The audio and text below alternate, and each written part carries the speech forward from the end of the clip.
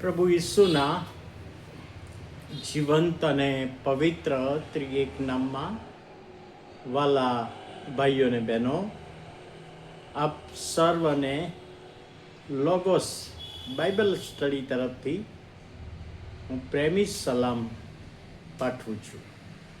અને આજે 13મી ફેબ્રુઆરી 2026 શુક્રવારનો આ દિવસ આપણા જીવનોમાં પ્રભુએ બતાવ્યો, માટે પ્રભુનો આપણે આભાર માનીએ છીએ. આજે બાઇબલ સ્ટડીને માટે જે વચન પહેલું સમુએલ એનો પહેલો અધ્યાય અને 16મી કલમ, પહેલું સમુએલ પહેલો અધ્યાય 16મી કલમ, ત્યાં હન્નાની વાત જે લખવામાં આવી છે. અને આ કલમ આપણને કહે છે, તારી દાસીને બલિયાલ પુત્રી તરીકે ગણીશ નહીં, કેમ કે અતિશય દુઃખ તથા ક્લેશને લીધે હું અત્યાર સુધી બોલી છું. આ વચન હન્નાના જીવનમાંથી આપણને જોવા મળે છે. ઈશ્વરની આગળ પુત્ર માટે લાંબા સમયથી પ્રાર્થના કરે છે. અને જ્યારે આવીને પ્રાર્થના કરે ત્યારે મનમાં પ્રાર્થના કરે અને હોઠ જાણે કે હલતા હોય.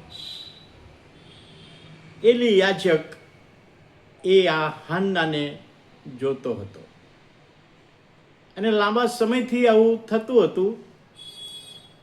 માટે એક દિવસે આ એલી યાજકે હન્નાને પ્રશ્ન કર્યો કે ક્યાં સુધી તું આ બધું વ્યસન કર્યા કરીશ? ક્યાં સુધી તું વ્યસન કર્યા કરીશ? હવે એ વખતના સમયમાં સ્ત્રીઓ વ્યસન કરે બહુ સામાન્ય બાબત ગણાતી. એટલે આ યાજકને ગેરસમજ થઈ અને યાજકે માની લીધું કે આ સ્ત્રી જ્યારે પણ પ્રાર્થના કરવા આવે છે ત્યારે વ્યસન કરીને જ આવે છે. અને એ વખતે આ હન્નાએ ખુલાસો કર્યો, તારી દાસીને, એટલે કે આ પ્રભુની દાસીને તું બલિયાલ પુત્રી તરીકે ગણીશ નહીં, એવું હન્નાએ ખુલાસો આપતા કહ્યું. હવે અહીંયા આગળ જે બલિયાલ પુત્રી એટલે શું, એનો મિનિંગ શું થાય? હવે સમુએલના વખતમાં, એ સમયમાં જે લોકો ઈશ્વરમાં માનતા ના હોય, ઈશ્વરથી દૂર હોય, ઈશ્વરનું કહ્યું કરતા ના હોય, એવા લોકો માટે હિબ્રુ શબ્દની એક કહેવત હતી. હિબ્રુ ભાષાના પ્રયોગ પ્રમાણે એક કહેવત હતી, અને એ કહેવતે બલિયાલ પુત્રી કે બલિયાલ પુત્ર એ તરીકે લોકો ઓળખતા હતા. એટલે આજે આ પ્રાર્થના કરતી વખતે એલી યાજકે એને બલિયાલ પુત્રી તરીકે કહી હશે, તું નશો કરીને ઈશ્વરથી દૂર રહે છે, ક્યાં સુધી તું આવું જીવન જીવ્યા કરીશ? અને તે વખતે હન્નાએ પોતાનું દુઃખ ઠાલવ્યું.